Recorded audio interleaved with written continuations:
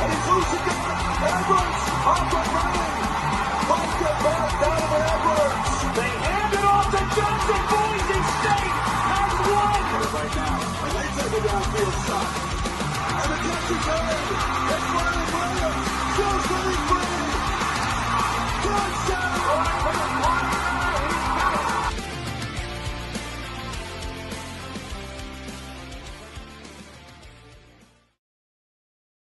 All right, everybody, welcome into another edition of the Gridiron Uncensored podcast. Thank you for joining us tonight. Trev, guys, we're going to walk in and talk, instant reactions here soon. We're going to talk, about our pick'em games that we had, gridlocks, and then we're going to break down some of these games from over the weekend and, just get into the nitty gritty of it. But we got a few of us in here, and Trevor, let's just go ahead and hop in. And let's get some instant reactions from this week 4. How are you feeling, man? Coaching hot seats are warming up. It's just been ridiculous what's going on. Well, I mean, we've got one national title contender out, no longer in contention. They're done. Talking about Clemson, I'm sure. Yes, we're talking about Clemson, everybody. One potential playoff contender that I personally think is out of the conversation. That's South Carolina with 2 straight losses in conference play. Yeah. I mean, they're a route to a playoff spot is at minimum. It's very, very. It's like they have like a 1% because they would have to run the table on the rest of their SEC schedule to get back into it, in my opinion. Yeah, it's been nuked. And I mean, when you look at the rest of their schedule, they've got Kentucky, LSU, Oklahoma, Bama, Ole Miss, Texas A&M. I'm not Clemson at the end. Who knows? That's just going to be a shit show of a game. Yeah. But I mean, it's just, I don't know. I think it's over early for South Carolina and Clemson. Mentioned them. I mean, what are you doing? Like, what are you doing? And it's the conferences afterward, after these games, I'm like, who are you trying to sell, Dabo? Like, I don't need to know your resume. Like, tell me what the hell's going on with the team. Yeah. And leave it at that. Like, the guy at both losses, he's like, I am Clemson. I bleed Clemson. I've built a life at Clemson. I'm like, okay, beg without telling me you're begging. Yeah, I mean, look, God bless it. We get what you've done. That's great, but you had a loaded roster going in. I mean, everybody's seeing it. What you had going into this year, and then you go out and you lose to Syracuse, who was a team that is trying to rebuild their roster. They brought in portal quarterback. He got injured during the game, and they were still able to go out and beat you down. I mean, it wasn't 34-21. It wasn't close, guys. Nope. It's an ugly loss. So, hey, Clemson, guess what? You're this year's Florida State. I'm sorry. Right. This year they're on track. Who would have guessed it? Not me. Who would have guessed it? Now I did enter a bet with a fan, a friend, a listener, Jared. He said that they're going to lose 4 games this season. Talking about Clemson, I'm like, there's no way this is happening. Well, it probably will. So I bet that I would eat a freaking lemon again. Because last year. You bet the lemon. Yeah, I know. Clemson, I need you to step up. Go undefeated the rest of the way. Yeah, please, for the love of God. I mean, at least it's just a lemon and not some of the other bets. Some of these crazy. The lemon that you ate last year, man, that did you in. That almost did you in. Broke me in the hives, but I might be allergic. But either way.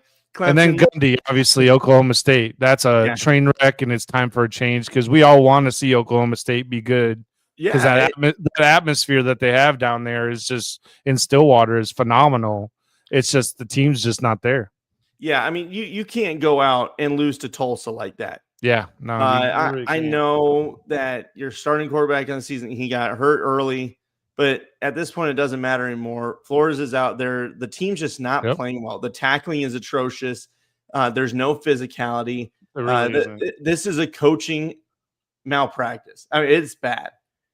There's no reason that you guys can't drum up some donors or something to get some money flowing. I don't even think that's a problem. I think it's just strictly coaching. I honestly think it's just time. the coaching, it's behind the times and what everybody else is doing, I feel like. And that can be said for Clemson as well. I just think that they need to get on board this NIL and the transfer portal. And because I feel like you would be able to pull elite athletes to Clemson out of the transfer portal potentially. Yeah, and really put some really good pieces in there. Yeah, I mean, they worked on it a little bit this year, but Clemson needs to do more. Oklahoma State did like 4 or 5 transfers, right? It's something. I guess it's better than, but obviously not. I mean, they're 1-3 guys. So initial reactions there's a lot of coaches that are on the hot seat that have been long tenured. Other ones that you look at, Wisconsin with Luke Fickell. Yeah, I mean, absolutely. You just got blown out by Maryland. Yes, you're 2-2, but you've been blown out by the good teams that you've played. Alabama waxed you. Maryland waxed you. What are you going to do? Fickell, I mean, I know this is one of the harder schedules in the country, if not one of the hardest. But you can't go and lose into Maryland if you're Wisconsin. This is speaking and speaking of getting dog walked, Illinois, you are who I thought you were. You did, man. You've been a hater since day one, and they proved. I mean, good Lord, Indiana ran them out of the building. It was an assault. It was insane. Like that. Good for you, Indiana. Cignetti is that guy. Yeah, he talks his shit and he backs it up. That's right. He did that. Look me up, I win. And you're like, well, he did. He certainly did. How much you want to bet that Clemson become Colin if they decide to move on from Dabo Swinney to Cignetti? Yeah, I think there's going to be what he can do with Indiana. Imagine what he could do with Clemson. Yeah, like I'm just saying, like you're not wrong. I feel like his offense does speak to some of the younger generation. These young kids, they like playing his offense. It seems like. Yeah. Other thing, I'd say Arkansas with a bad loss too. Pittman's got to be on the hot seat. Yeah. And then one other one, Trev, that I want to acknowledge, which was just a great win for San Diego State, 34-0 against Cal. I mean, huge. Oh, I forgot to. Yeah, you're right. In the late night hour. So I forgot about that one. Just there's some coaches out there on the hot seat that you've really got to figure it out and turn it around this season, or you're going to be looking for a new job and moving states. We got a question. Do you think Utah can make it to the playoffs? With only the one loss, right? I mean, they're just one loss, right? Yeah, that was their first loss. Yeah, so there's still room. I mean, they can obviously turn it around, and it was tight till the end. I think there was 6 minutes left in that game. Yeah, they kind of pulled away a little bit. So the answer to that question, my guy, is yeah, I do think that there's an avenue. However, the avenue is closing. So I feel like they're gonna have to get to the Big 12 title game to be one of the two teams, because I think both teams, if they do perform well, will be in the Big 12 playoff. But I think Utah can do it. They just need to have I feel like there was a lot of inconsistency in the middle part of that game where there was just the ball control was all over the place. So I'd like to see a better rushing attack. Like I was expecting more of that from this season. Dampier threw 2 picks. You can't have that. And Texas Tech, I mean, they came out, they switched quarterbacks up, and Will Hammond 13 of 16 on that defense. So and then you look at the rushing yards for Texas Tech, they were getting about 4.7 yards per carry. So I mean they were able to move on the strong defense of Utah that we expect. And again, it was close till the end, and then things got away from them. But there's room for it. There's going to be chaos in the Big 12. You guys just got to Utah's got to get the offense rolling. Yeah, Utah's got to get that offense running. I think the defense is fine. And Dampier cannot do it by himself. They're going to have to find a different outlet for the running game. Yeah, I definitely agree. Trev, you want to talk some movers and losers in the AP? Let's talk about that top 25 real quick. Yeah, so that was dropped today. Biggest thing, Miami's up to number 2. Penn State did drop. Obviously, they haven't played anybody. We know that, but they've got their tests coming up in Oregon. LSU dropped back. Oklahoma jumped up by 4 spots. I think they definitely deserve that recognition. Indiana with a huge jump to number 11. You'll see in our rankings, I think Indiana should be higher than, say, Texas. Texas, what have they haven't really proven anything. I'm not trying to be a hater on them, but it just, okay, they lost to Ohio State. That's the best thing they got going for them. Alabama dropped back a few, bye week. Georgia Tech's moving up. Missouri's moving up. USC. And then Illinois dropped 14 spots down to number 23. Trevor, should they even be in? No. I don't have them in the top 30. If you remember what I said, we'll pull it up here and see what all three of ours are real quick. But this is where we're all sitting at, and I don't have Illinois in my top 30. They're all the way out for me, and it looks like I think we all yeeted them out. I think we all took them all the way out. Yeah.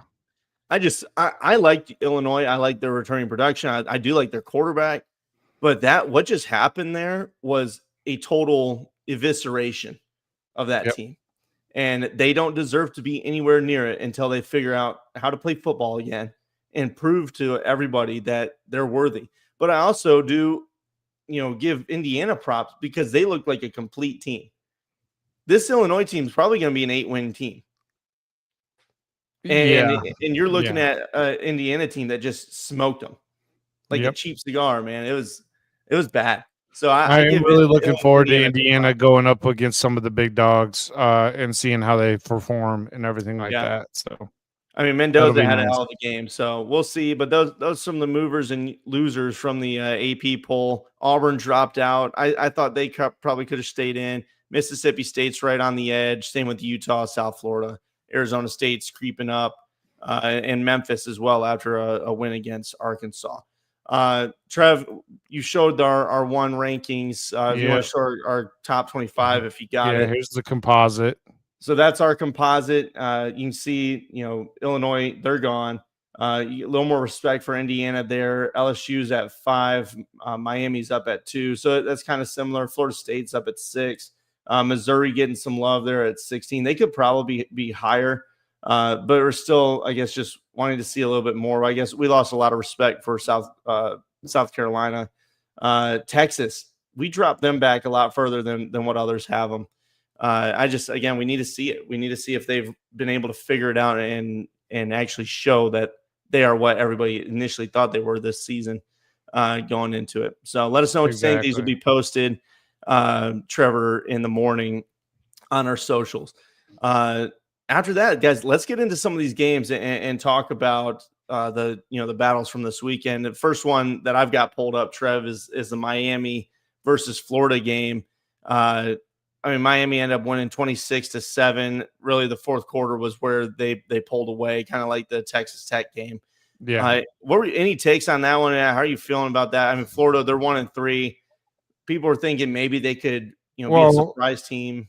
Yeah, those of you that actually watched the game, or some of you guys that watched the game, you might have actually heard the commentators actually say it, that Florida's offense needs to figure it out because the defense is holding serve most of that game, and the offense just wasn't doing anything. Lagway was ineffective almost the entire game.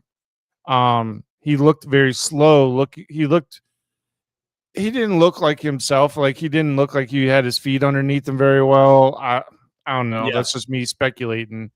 It's just from outside point of view looking in and what I saw.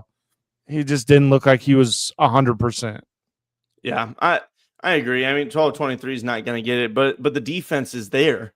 Yeah, the defense is definitely there. So Miami, again, another test that they've gone up against. Look, Florida offensively, they're struggled. They're challenging, but Miami was still able to handle their business, even back through one pick. You get maybe a bad game out of the way and get back for the rest of the ACC schedule. Miami's got a really good shot here at pushing for the playoffs, and being maybe a top, maybe getting that bye week. It just depends. Mm-hmm. But they've got to be the favorite for the ACC right now. I'd imagine it's Miami and who else? Probably Florida State at this point. You can put them in the mix until they play someone. They've been taking care of their business. They've been taking care of their business, no doubt about it. But I'm looking forward to them getting into the ACC play and see how they perform week after week. Yeah. And we'll see. We'll kind of reassess Florida after a week or two of ACC play. Yeah. So we're gonna see what goes on with it. But in the end, this one was a big one for Miami on the scoreboard. So we're gonna move on and let's look at the Indiana game just real quick. Obviously, we mentioned it's an evisceration. Illinois.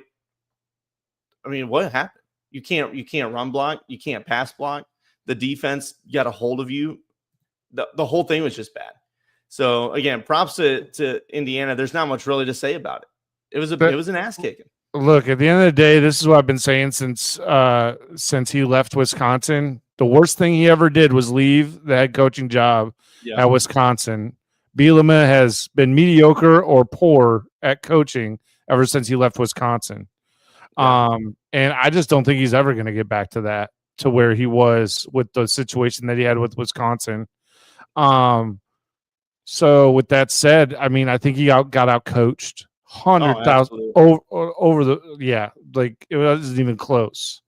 312 rushing yards for Indiana, 267 passing yards, 5 touchdowns, no picks. Like, that's the kind of game that people get fired over. I'm not gonna. I'd like all joking aside, that's the kind of game that people will get fired over.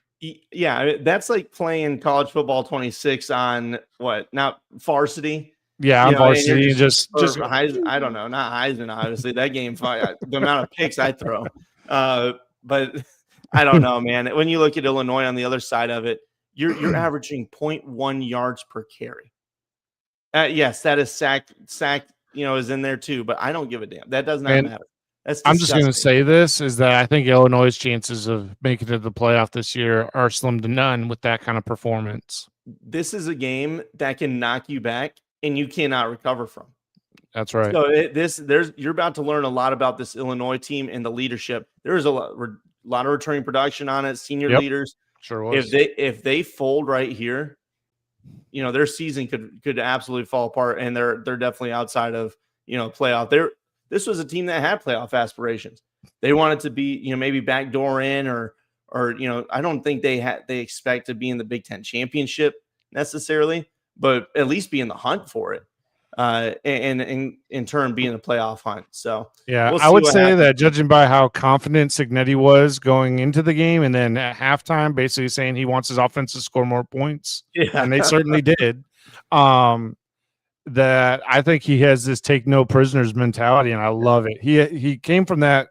He came from the the Nick Saban tree where he worked under Nick Saban, and I feel like he kind of took that. Yeah, I mean it's no prisoners that philosophy into the game, into the Indiana Hoosiers. Agreed. So we'll see what happens there. Guys, we're gonna move on. Oklahoma at Auburn, or Auburn at Oklahoma, excuse me.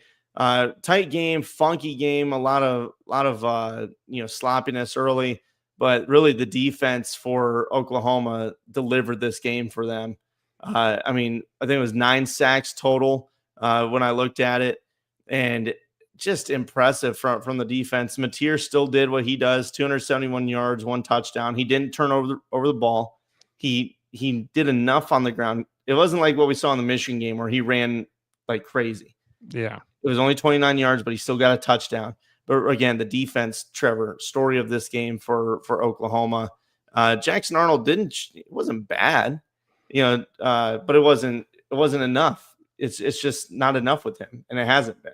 No, it hasn't been. And I actually thought Jackson Arnold played fairly decently. I think he did enough, probably. He could have probably done a little bit more, but there's only so much the quarterback can do. But yeah, shoot. Yeah. I see 20 carries, but he had negative 11 yards. Yeah, and that's no bueno. That's not good. You can't do that. So yeah, I mean, Auburn's got work to do. Their wide receivers are strong. They're talented guys. Singleton had 9 receptions for 60 yards. Like there's room there for this Auburn team to still be good moving forward. But I just need to see Arnold take that next step, and I just don't know if he's got it. Defensively too, they got 1 sack on Mateer, 6 tackles for loss. But again, Oklahoma tore it up on D. Moving on, Ole Miss, Tulane. Guys, this one, Chambliss is the guy. He is the quarterback for Ole Miss going forward. We said that last week. I mean, he is it. And I think you stick with him from now on for the rest of the season. What he's showing, Retzlaff, he had a rough game, 5 of 17 passing. They're just outclassed, man. It's just how it is. Tulane, they've had a great start to the season. They got blown out here, recover, and you can still make the playoffs in the American Conference. Go to this is a team that can still, I think, win that conference. So it's not over for you guys yet. Show us what you got, Tulane, in the rest of the season. As for Ole Miss, they've really set them up well for the rest of the season. 4-0. If Chambliss keeps playing the way he's been playing, they might be one of the teams that might get a bid to the playoff. Oh, absolutely. And this is just one where we got to see, is Lane Kiffin going to make it, or is he going to fold like he has in the past? And coming up soon, you've got LSU. You've got they'll stomp Washington State, I'm sure. And I'm looking forward to the LSU game. I'm looking forward to the LSU game. So we're about to learn a lot about Ole Miss really soon. I mean, they gave up a ton of points to Arkansas, who just lost to Memphis. So, okay, maybe that's not as impressive. You do go back and beat Tulane, okay. But now we're about to find out. LSU, Georgia, Oklahoma, all on deck. So we're going to find out a lot about that team. But I do think, Chambliss has been playing off the wall. Next up, Trev, we got Texas Tech, Utah. We kind of mentioned this one earlier. Thoughts on Texas Tech, Utah? I mean, Utah, we already said we think they can maybe make it back in. They just need some chaos to happen around them. Yep, some chaos needs to happen. And I still think that they're probably one of the 3 best teams in the Big 12. I just think they have to tighten up the offense a little bit and kind of get a more balanced attack, and they'll be fine. As far as Texas Tech goes, they looked good. I will say that they did look good. I don't think Big 12 is very tough for me because 1 week the team will look fantastic. Yeah. And then you have a week where AKA Baylor just isn't there all of a sudden. So I'm hesitantly saying that Texas Tech, it's their conference to lose at this point. Yeah, because I think that they could ride this momentum to the rest, most of the way of the season, and kind of hopefully they'll hit their stride. So I think that they might become the favorite, but I want to see a couple weeks in a row of the same performance before I'm all in. Yeah, I mean, I want to see it too. I've bought into them before and been burned. Same. I don't want to be hurt again. I bought into Clemson and they've already screwed me. So I don't know, guys. We're trying our best here, man. We're making it through the season. The Big 12 is crazy.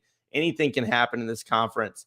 So we'll see what happens. But I do think Texas Tech has the upper hand right now, and we'll see with a 20-year starter at quarterback, 20-year-old. Yeah, I guess so. Clarify that, Jacob. I need more information. Jacob, I don't know what that means. With a 20 or starter. Waiting on a comment. Wait, 20-year-old at quarterback? I don't know. Okay, anyway. He's going to type, I'm sure. We'll see you down in the comments. He'll explain it to me. That's one thing that we love about the live shows. We're going to we got comments over on the side of our board here. Feel free, guys. I mean, those of you that are watching on X, feel free to jump on our YouTube, and you can jump into the chat as well. It's only good for YouTube and Facebook at the moment, I guess. Yeah, I don't know why it doesn't work with Twitter. Don't show up on here, but so I'm trying to surf in case you guys do comment on Twitter. I'll try to get your answers into. Yeah. But either way, Texas Tech, you've got the upper hand. Utah will figure it out. Right. Let's talk about the Michigan and Nebraska game. This one was just a funky match. Really, this felt kind of like the Penn State game a couple years ago where Michigan was like, hey, we're dominating you on the ground. We're just going to run. I was so fucking frustrated with this game. This was a game where early on I was like, this is a game that Michigan's about to blow them out. I mean, it felt like Michigan had the turn that they were going to just smack them around. But then dumb penalties, the halftime Hail Mary coaching blunder, that's what it was. You should have Biff should have called a timeout with like 30 seconds left. There's no way they go for it there. They're going to punt that. So you can't miss that. And then you have Michigan with time and timeouts at midfield. So yeah, just letting it slot, letting the last little parts of that half kind of let Nebraska do whatever they want and not make them think about anything, and by using your timeouts, because you're not carrying them over. What are you saving your timeouts for with 40 seconds left? yeah, that Like, was, I don't understand the philosophy. Keep calling timeouts. Shoot. yeah. I don't know. That one frustrated me too. But again, so many penalties and things like that, just keeping Nebraska in fight. I never thought that Michigan was in danger of losing the game, but Mainly there was because Mahomes Jr. just he was not playing that good. I mean, yeah, you look at the stats. Okay, he threw for 308, but Michigan was getting after him. They were pressuring him heavy. I think they had 8. I think 6 sacks. It was 7 sacks, 9 tackles for loss. That's right. So I mean, Michigan's defense was getting after it. They beat them up on both sides of the line, and I'd say Raiola kept them in that game, and along with the penalties, along with the miscues. So it's just those moments where Michigan's going to pull away, and then Nebraska's just kind of hangs around. They can't let them go. On the other side of it, there was Michigan. Samaj threw that pass, and just it was an ugly pass. Me and Brendan had a decent conversation about what should have happened that play. It was an ugly duckling, but it's a wide receiver trying to throw it on the run, and then you got the experienced wide receiver should have known to have his head around. McCauley should have turned faster. I mean, he blew past that guy. Maybe he was just surprised that he was so wide open, and he was like, "Oh shit." That's what it felt like. But still, another one of those moments that, okay, you're about to blow the top off. No, now you let them. There's definitely a lot to the Michigan offense that still needs to be cleaned up. Absolutely. There's definitely a lot that needs to be cleaned up, but that comes with largely a new offensive line, pretty much a new wide receiving group that are playing together. Yeah. And then you add in a true freshman quarterback, and it's a recipe for some clunkiness with the offense. So I'm giving them a pass for a little bit as long as they keep winning. Yeah, I agree. I mean, if they aren't going to do the things that they need to do to win, then it becomes a problem. I'd say the biggest thing for Michigan is the receiving. Like, McCauley's doing fine, but the other pass catchers, they've got to get their shit together when it comes to catching the football. Marlon Klein's good, and McCauley, they're good. But when you're looking at everybody else, Samaj, okay, he caught some out on these flare routes and whatnot. But the deep passes, I mean, you had a drop touchdown pass, in the corner of the end zone. Multiple of these passes that Underwood had, he was 12 of 22 passing. Multiple hit the hands of the receivers. Yeah, I mean that's not. I think it's time. What I do think it's time for Michigan's offenses to get away from the old school way of thinking. Let's let some of these freshmen get on the field and see what they can do. I think you might see some of the young guys have a crack at it. Fred Moore, he's still there. He showed up against Alabama in the bowl game. Nick Marsh is a young guy. You need him to step up. So we'll see what happens there. As for Nebraska, I think Raiola's fine. I think he does enough to keep you in the games. I don't know if he can win it for you, but my biggest concerns is up front. The physicality. Yeah, the offensive line is a scary thing for Nebraska because Michigan, in my opinion, doesn't have the best defensive line in the Big Ten. They're going to have to play the best defensive lines in the Big Ten still. Yeah, I mean, look, Michigan moving, Barham to the edge helped a lot, but still, I agree. I mean, you're going to see more, this rest of the season. And if you can't run the ball, if you can't defend your quarterback, you're going to be in big trouble, Nebraska. Let's move on and talk about Missouri and South Carolina. South Carolina is the team we mentioned. We're kind of Philly writing off. Like, Sellers, okay, he came back in. He had 302 passing yards. Like, he did fine. 2 touchdowns. But when you look at the rest of it, the rushing attack was just disgusting. I mean, disgusting. I don't have any other words for it. You 22 carries for the team. 22 carries for the team, -9 yards. And yes, that's 28 sack yards for Sellers. But that shouldn't happen with him. Like, that's crazy work. At least out wide, there was, they were receiving 7. Jacobs had 7 receptions for 128 and touchdown. Nick Harbor, only 45 yards. You still want to see more from him. But you got to give props to Missouri, Trevor. They're 4-0, 1-0 in the SEC. Hey, they're doing better than the South Carolina. I mean, South Carolina is now 0-2. They're 1-0. Shoot, look, Missouri's playing good enough football. They're playing good enough football. Now, we will see how this. I forgot his. I don't know how to pronounce his name. Tell me the quarterback's name again. Bo Pribula. What? Pribula is how I say it. Pribula. I don't know. Maybe I got a martini. It's very dirty. But maybe I'm fucked up. I don't know. But that's what I'm calling. I just call him Bo because I know how to say that goddamn word. There we go. Poo. Oh man, that's brutal. Poor bastard. But I mean, look, he's been tearing it up until this game. 16 of 27 yesterday. One touchdown, one interception. Still, it's enough to get the job done. The running game, Ahmad Hardy, the guy that we mentioned in preseason. Hardy did really huge pickup for them. Good he Lord. Carved him up on the ground. 138, one touchdown. I think he had 112 at the end of the third quarter. It was something along those lines. Yeah, he was getting it, man. And he's a huge pickup for this team in the portal. And it was highlighted, when we did the season previews. So absolutely. I'm glad to see him stepping up and really taking charge. And as for the defense, they also stepped up. 5 sacks, 8 tackles for loss. And you see that in the rushing effort for South Carolina. But Missouri, you've got, when we talked about you preseason, one of the easier schedules in the SEC. People got really upset when they said that. But when you look at it, initially, it was.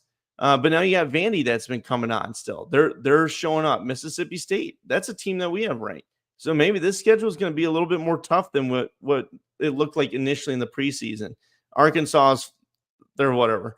Oklahoma's better. Texas A&M's looking like a real team this year. And then you got Bama and Auburn coming up soon. So we're going to really find out about Missouri in the next couple of weeks. Trevor, USC, Michigan State. This was a shootout, late game. I mean, this thing ended at like ridiculous. I think it was like 3 a.m. local. I was asleep.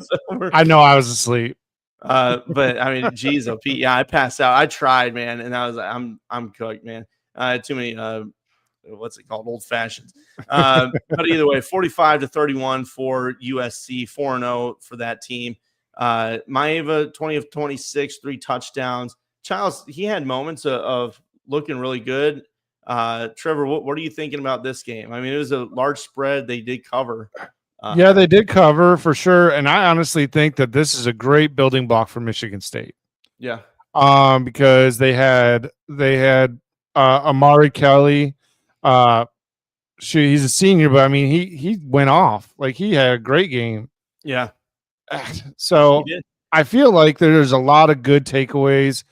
I hate saying this, but there's a good takeaway in this loss. I mean, Kelly had 6 receptions, 133 yards, and a touchdown. I mean, that's a good day for any receiver. It doesn't matter what school you're at. Yeah. Biggest thing for them, the defense, man. Yeah. It's just no tackles for loss, no sacks.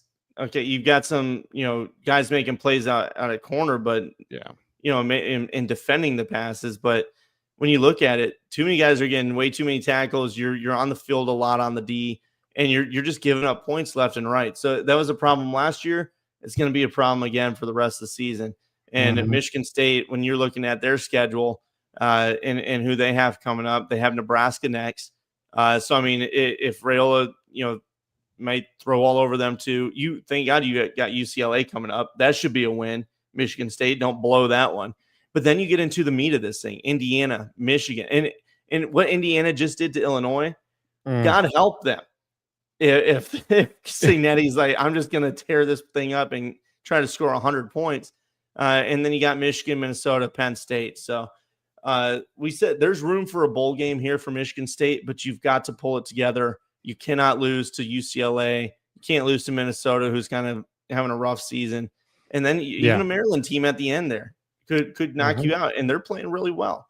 So we'll see what happens with this Michigan State team. But USC, they're doing what they need to do. Maeva looked good in that one.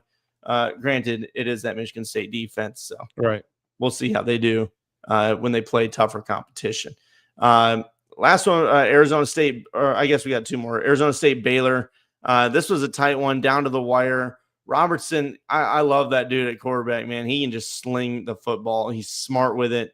But Baylor just cannot get out of their own way. They're 2-2 on the season, 0-1 in Big 12 play, Trevor.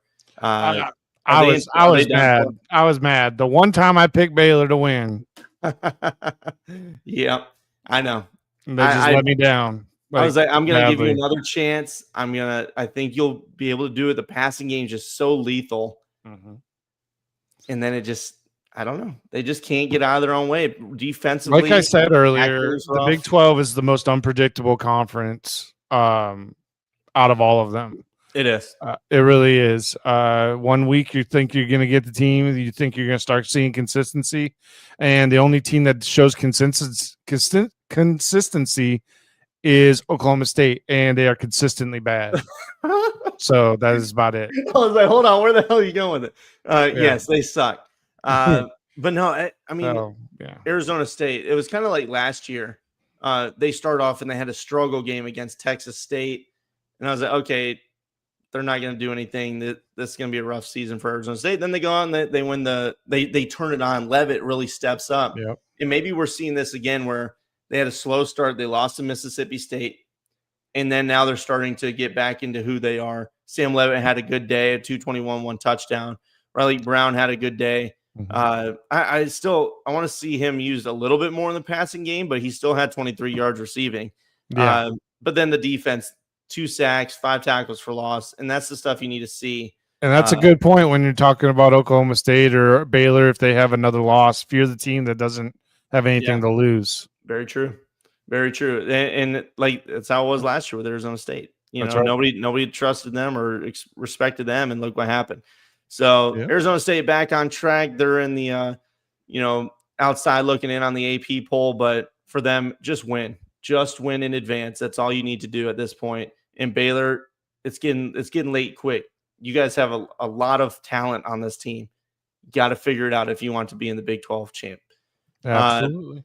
And then last year that we pulled up, Kansas, West Virginia, and that was just a blowout. I mean, West Virginia, you're 2-2. It was ugly, guys. And we kind of thought this might be a little bit closer. When we talked about the game, what am I saying? Pre-week before the week kicked off. The preview. Thank you. And the rushing's there for West Virginia, but the passing game just lackluster. Jalen Daniels on the other side. He did throw for 3 touchdowns. He did fine on the ground, but LaShawn Williams had a really nice day for them and tore them up. So West Virginia still got some work to do. And I wonder if they're going to kind of do what we expected in the preseason, Trevor, where still it's going to take some time. They're figuring stuff out, and then they're going to look good at the end of the year and maybe pull a Kansas last season. Potentially, I do have one game to add, just as an honorable mention. Yeah, Memphis over Arkansas. Just want to throw it out there. That's your pulling gridlock. It out and winning. Well, hey, might as well go ahead and mention our gridlocks. Let's pull them up here real quick. I don't even want to see mine. No, put it away. I don't want to see it. I can't. It's got to. I don't want to see it. Look, that 5.5 point spread for Illinois was like, oh, it's just beckoning you to take that. Look at this. Look at this number. It wants to be taken. And I did. I fell for it, and I got abused badly. People said I was crazy for picking Memphis over an SEC team. Wrong. Hey, when I looked at that Memphis game early, we were out like shopping for cars, and I was like, oh man, I think Arkansas had like an 18-point lead. I was like, oh, it's in the bag. Don't have to worry about it. I get home and I see, wow, Sam Pittman should be fired. And I'm like, what the hell happened? What the hell? I think his exact quote for the text message, he's like, wait, are you saying Memphis won? And we're like, yeah, that's exactly what we're saying. I'm like, God, I just got home. Like, there's no way. Great win for Memphis. They're the American Conference. They're looking good, guys. There's a lot of room for. There's talk about 2 teams from the American maybe squeaking in. We'll see what happens with it. Yep. I don't. That might be too bold. And then ECU down here for Blake. They lost. BYU. They're looking pretty good too. I was curious to how they would do after Retzlaff left, but I mean they're quietly they're hanging around. And then Nobody's real quick, we'll show you guys how we fully ended up with all these picks, just to put it on. So, yeah. so Yeah, we good. can't claim that we did better than we did. Obviously, everybody lost to Baylor. Brennan and Blake lost the Illinois pick, Yeah. and then I, embarrassingly enough, lost the Utah pick, and obviously the Tulane pick. Hey, I respect you going for Tulane. I went for the Tulane one just because I thought I'd ride the hot hand, but Ole Miss had other plans. You gotta take a risk, man. You gotta risk it for the biscuit. I do. But in doing do. so, we are now tied, Trevor. I know we are 29-16 on the season. Blake 25-20 on Pick'em, but he's still leading the Gridlocks. He's 3-2 on his locks of the week. Trevor and I are both sitting at 2-3. And right. we'll do a mid-season update here soon on kind of like our point standing that we do for that. And we'll also do a mid-season review on our team draft that we did with all the other college football pages and podcasts. And we'll show you guys who's struggling there. I got a shout out to Barbara here. She went 9 of 10 on her picks this week, killing it as always. Just great week. I'm disappointed in Baylor and Illinois. Read them and weep, boys. Trevor the Wise. I would have gone 10-0 if they had won their games, guys. Come on. Outside of that, Trev, a couple other games just want to mention from around the horn, and then if you want to throw anything in, we mentioned Syracuse and Clemson. Klubnik, 36. He threw 60 passes. 60. It's just crazy. And Jelly before that, before going injured, he was 18-31 for 2 touchdowns. But just an ugly game, for Clemson, and it's probably over for them this season. I don't see a way for them to do it unless they basically win out and upset some people and take some people down that are highly ranked. They might be able to squeeze themselves back into it with being the ACC champ again. Yeah, we'll see what happens with it. Another one that I want to mention, TCU, SMU. TCU really having a solid year so far. And, they went out 35-24. Mm-hmm. And this is one that we mentioned. We want to see the rushing game for TCU start to pan out because last year it was so bad. And this year they had 140 on the ground. Trent Battle, 7 carries for 60. Payne had 53 on 12 carries. And even Josh Hoover got in there. I think Josh Hoover is a really nice quarterback. He did throw the 1 pick, but he had 5 touchdowns, almost 400 yards passing. TCU might be a sleeper pick for to sneak into the Big 12 championship conversation. Absolutely. 3-0 to start, and we'll see where they go from there. Let me pull up their schedule real quick just to see what's next. And you've got a battle against Arizona State. And then you play a Colorado team that's still trying to figure out how to throw a football or what quarterback's going to throw it, I should say. Kansas State, good Lord. And then you play Baylor. So really it's Arizona State, Baylor. Iowa State, I don't trust them, guys. That's a team I do not trust very much. And then BYU in there. Houston, that's a sneaky team. Cincinnati. So there's landmines scattered throughout the rest of the TCU schedule. We'll see what they do with it, but I do like that's Hoover. Right. I'm trying to think if there's any other games. We mentioned the Tulsa Oklahoma State game. Tulsa had a really nice one with Hayes at quarterback. Iowa goes in and beats Rutgers. They put up 38 points, guys. This is the most we've seen from Iowa in ages. Yeah. So good for you. You're figuring it out. Rutgers, though, disappointment. I've rooted for you. I voted for you, and you failed me. Outside of that, Trev, anything else that you can think of? Otherwise, I'm going to go down around the horn real quick. Yeah, no, that's pretty much it. We just got the kicking it up notch after you're done with the around the horn. All right, so looking at some other games around the country here. Oregon's on a roll, 41-7 against Oregon State. Florida State's still rolling. Texas, they're so excited about beating Sam Houston and Arch flexing on them. I get it. It's a good win, 55-0. You blank a team, but boy, they're hyping it up on social media. And a couple other ones. Tennessee blew them out. UAB. Vanderbilt got revenge against Georgia State with a 70-piece. God bless. Notre Dame goes out and beats Purdue 56-30. Maryland, we mentioned them earlier, knocked down Wisconsin. Fickle might be getting fired. Virginia Tech, people were saying Wofford was going to beat them, but they held off.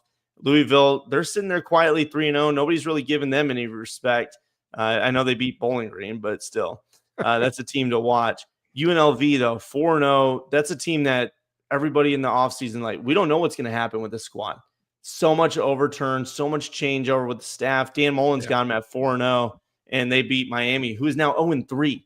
Like, that's crazy to me with Miami. I was expecting a little bit more from them. North Texas also sitting at 4-0 with a win against Army. A couple of the other ones, just looking down the line here. Where is it at? Boise State, they're 2-1. They're, again, after that loss early, nobody's really talking about them. They're like, we don't trust you guys. You're done. But they did get a win against Air Force, 49-37. And then Washington destroyed Washington State, 59-24. Outside of that, guys, that's really it. Fresno State got the last win of the night, 23-21 over Hawaii.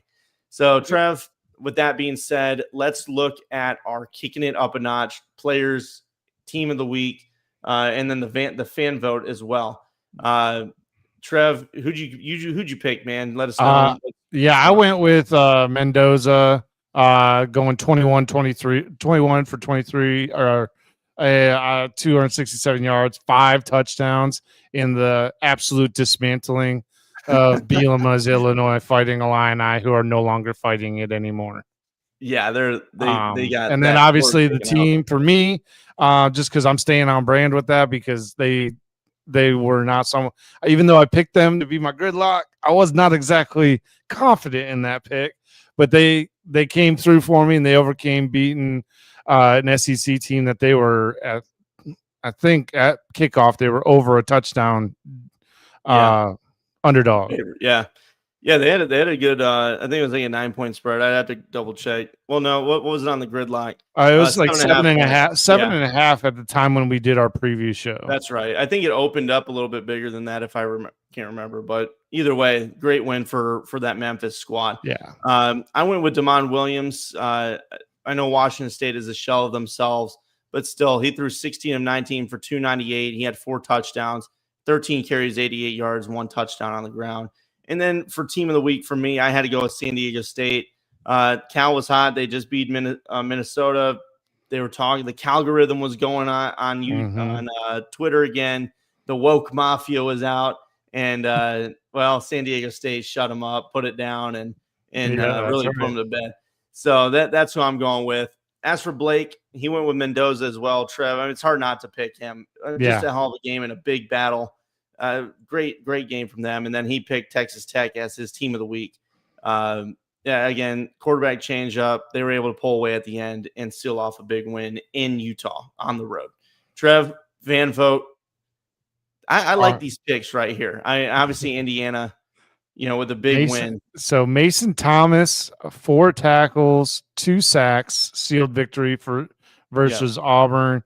I like that one. I love throwing a defensive player in. We always pick offensive players. I love it when they put a defensive player in. Absolutely. And again, one of them was a safety. So, I mean, that's one of them was a safety. That's absolutely right. And then obviously team of the week is Indiana, just completely destroying the crap out of Illinois and proving me right that Illinois was overrated.